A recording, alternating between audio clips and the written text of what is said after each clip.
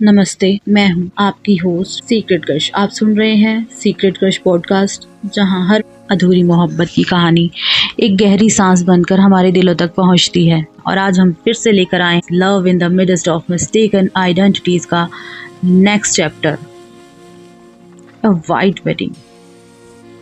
हाँ, शिया रॉक्सिन ने अपना हाथ छाती पर रखा। वहाँ कोई जख्म नहीं था, लेकिन फिर भी दर्द था। एक याद जो सिर्फ उसकी थी, जिसे किसी ने कभी नहीं जाना। जियांग याओ ने मेकअप किट उठाई, नरमी से रॉक्सिन के चेहरे पर पाउडर लगाया।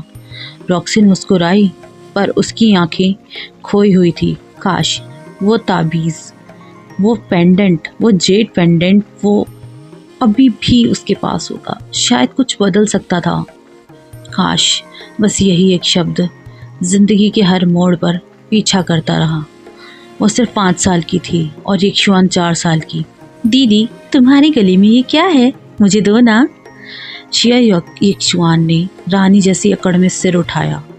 दीदी, ये गुड़िया के बदले में मुझे ये लॉकेट दे दो, ये पेंडेंट दे दो दीदी।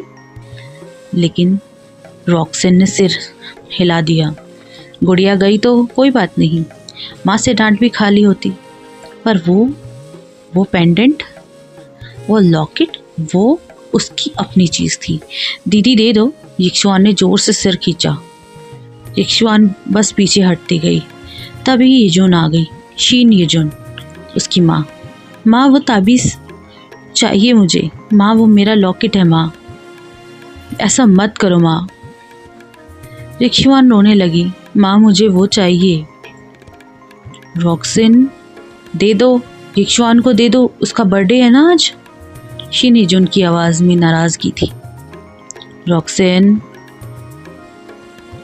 ने सिर हिला दिया। माँ, ये मेरी आखिरी चीज़ है, प्लीज़ इसे मत लीजिए, बस बहुत हुआ।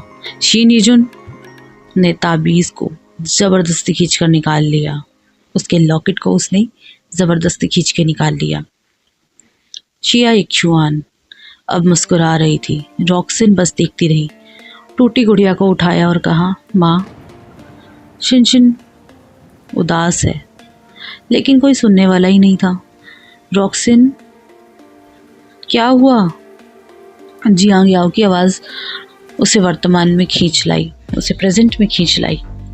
वो अपनी पुरानी बातें याद कर रही थी। कुछ नहीं, बस पुरानी बातें याद आ गई। उसकी आंखों में आंसू थे, पर होठों पर फीकी मुस्कान। तुम रो रही हो? जियांग याओ ने फिर से कॉम्पैक्ट पाउडर उठाया, पर उसके आंसू रुकने का नाम नहीं ले रहे थे। आईने में खुद को देखा। शायद ये सबसे बदसूरत दुल्हन थी, लेकिन फिर भी शादी होने वाली थी चू लुई से। रॉक्सिन ने सोचा ये शादी भी हो जाएगी। घूंघट ने उसका चेहरा छुपा लिया। न सिर्फ उसके दांत, उसकी सारे जज्बात, शर्म, दुख, मोहब्बत, सब। चलो ब्राइड। जियांग याओ ने दरवाजा खोला। बाहर शहनाई की जैसी धुन बज रही थी।